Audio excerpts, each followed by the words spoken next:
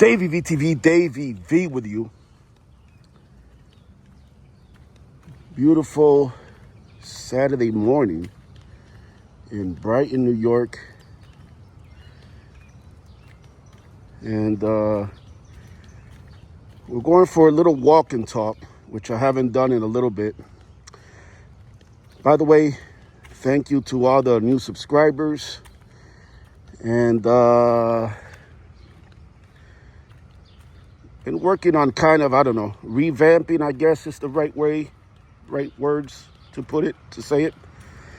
Revamping the channel, kind of going in a different direction. And I'll make a video about that soon. But just, it's all about evolving, right? We'll get into that again in other videos. But the main point why I'm making this video, again, it's been a while since I made a walk and talk video, is to vent a little bit. There'll be a little venting in this video. Something very, very disturbing happened yesterday. By the way, let's address the title. Definitely not clickbait. Yes, racism still exists, even in Brighton, New York. So yesterday I was, and again, I'll probably make a better, longer video on this and other subsequent videos. But yesterday I was talking Spanish. That's right. For those of you that may not know, for those of you new to the channel, I am Cuban American. Born right here in the good old US of A. But Spanish is my first language. And I'm very proud of it. Look at this beautiful car right here. Is this a Mercury? Look at this. Wow, look at that. Absolutely beautiful car. It was like a Lincoln Mercury kind of 70s. Beautiful color. I love that green. Anyway, Spanish is my first language, and I'm very, very proud of it. I'm a proud Latino. Shout out to all my Latino fans, Latino viewers, my fellow Cubans, my Boricuas.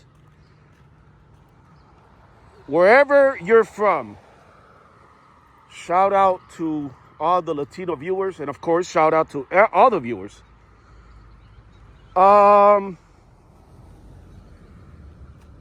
very disturbing. I was talking Spanish with someone.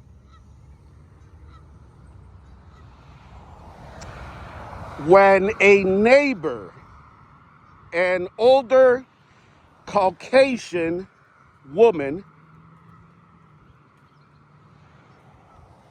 stormed out of her apartment building, irate, angry, waving her finger at me. And literally the first thing she told me was, "Do you need batteries for your hearing aid?" Naturally, as I'm sure you can understand, perhaps relate, or perhaps at least put yourself in that awkward, disturbing situation, I honestly did not know even how to react. It's almost, the best way I can describe it is, it's almost as if, have you ever felt like you're being pranked, but it's happening so fast and so surreal that you kind of obviously know that it's not really a prank, but there's a few seconds there where you're like, it's kind of like a, are you fucking kidding me? What the fuck? Is this for real? kind of moment all melded together. I don't know if you can relate to that, but that's exactly how I felt. So I replied something like, "Excuse me, ma'am?" Like, again, I was like, what?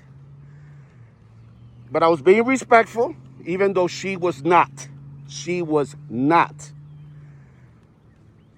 And she said, "You are screaming." And I'm like, "Excuse me?" She's like, "My window is right here." And she pointed to, I don't know, somewhere in her building. I don't even know where she lives. All I know is she came storming out of a building. And the person that I was talking to, by the way, was about, 10 feet away, 15 feet away. Their jaw was on the floor, by the way. Their jaw was on the ground. This is outside in a parking lot. And she said, "You are literally screaming, and I can hear you." And again, picture an older Caucasian woman angry. I'm talking about livid, waving her finger at me. By the way, at some point in the conversation, I did take out my phone and pressed record. I didn't want to make it too obvious. So I did record probably what would be the latter half of the very disturbing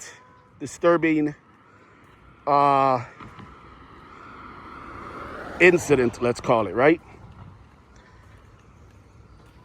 Which was really her basically accosting me, is what we really should call it. Let's call it what it is.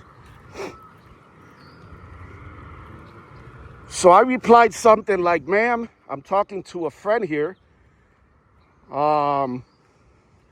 And I'll tell you something important in a second here. And, ma'am, I've lived here close to 10 years. And never once, ma'am, have I had not only a noise complaint."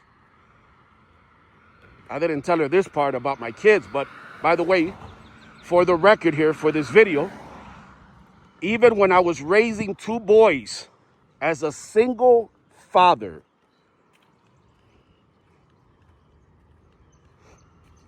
and had custody of them, never once did I get a noise complaint. I was always mindful. I was always respectful.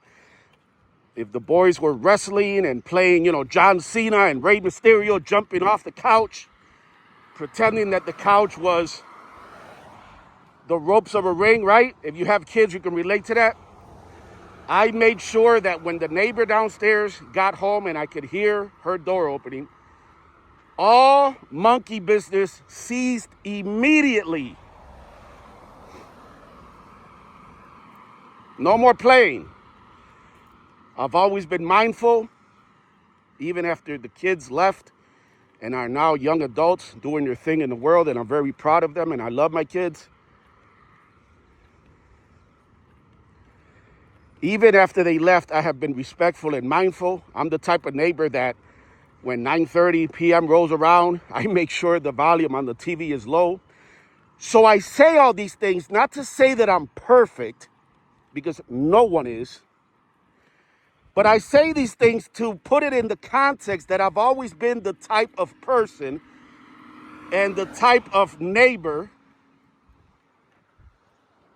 who is considerate, who thinks of others, who is respectful, who was raised right by two loving parents that I had, and a beautiful aunt who was like my second mother. Rest in peace to all of them. So I said, "Ma'am, I have never not only had a noise complaint, I've never been told by anyone that I'm screaming. I've never had an issue with somebody basically accosting me, telling me they have an issue with me talking to a friend." outside. Just past midday, by the way. We're not talking about 10 o'clock at night, right? So I said, you're welcome to contact the office. She looks at me. You know, I said, because I don't want to keep arguing with this fucking nut job, right? Trying to be nice here. I'm trying to be nice here for this video. But again, you got to understand how upsetting and how disturbing and how fucking weird this shit was. With everything going on in the world, not to get into politics, but with the uncertainty of this world, of this country, with prices rising, with a fucking nut job lunatic in the White House who will be lucky if he doesn't lead us to a nuclear war. The last thing I need is some old, weird-ass fucking nut job Karen angrily shaking her finger saying that she has an issue with me talking to a friend outside in the early afternoon hours. So I said to her, I told you there was going to be venting in this video. You were fairly warned. Look at these beautiful Canadian geese. Good morning. So I said, you're welcome to contact the office, ma'am, and take it up with them. But again, I've had no complaints, and yeah, I just wasn't comfortable. So I wanted to end it quickly, right? That very disturbing interaction. So she looks at me after I suggest that she take it up with the office, who will basically tell her to go kick fucking rocks.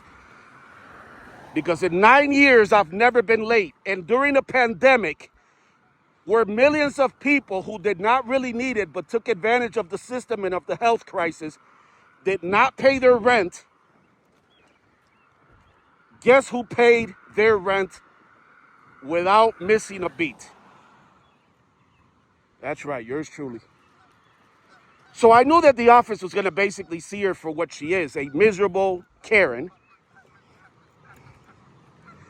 So she didn't like that. She didn't like that suggestion. So she looked at me and she says to me, never mind. I was just trying to be neighborly. But I can see you're not neighborly.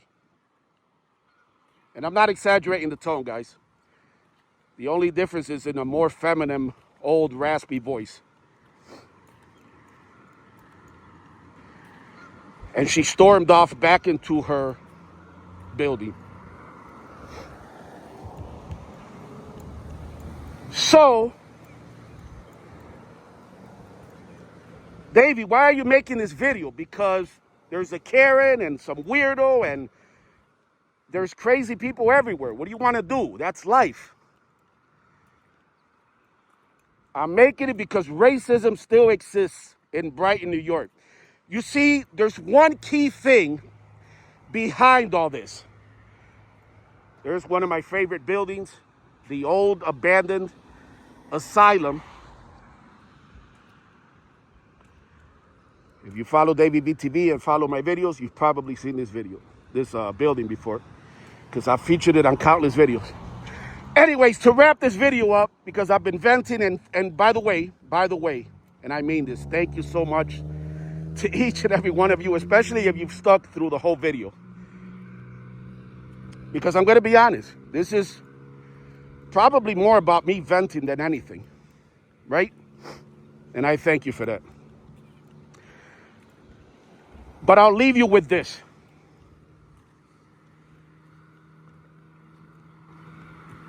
The thing that stands out, the thing that glares, the thing that's the most disturbing is, had I been talking English, there is no doubt in my mind that if I had been having a conversation with my friend in English, it would have not been an issue.